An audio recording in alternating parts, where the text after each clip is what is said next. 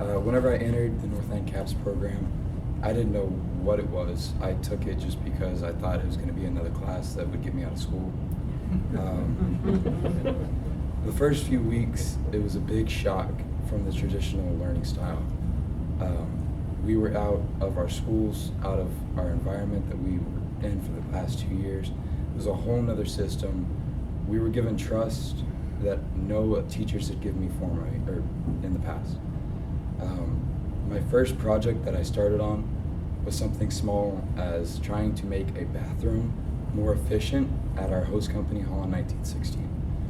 The entire classroom spent about 2 weeks designing different things to make it more cost effective, spend less time, as well as make it more user friendly for the company.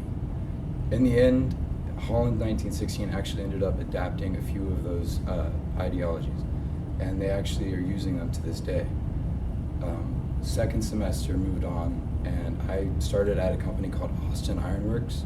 It's a blacksmithing company out in Tacoma. So I left the classroom in a sense and moved to an actual manufacturing job. From, I believe, the second week, it began as a paid internship.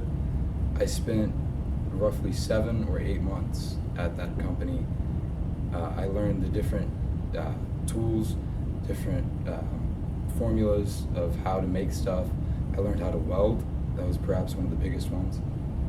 As well as I learned what it was like to work with a team of people who wanted just the same thing, to get the job done.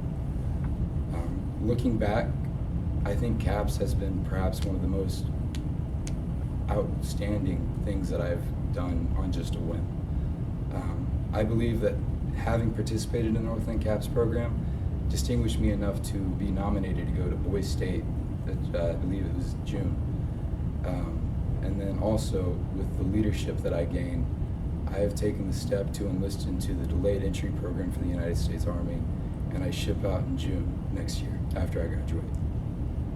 I believe that Northland CAPS has not only shaped me, but allowed me to grow and become that more of an individual.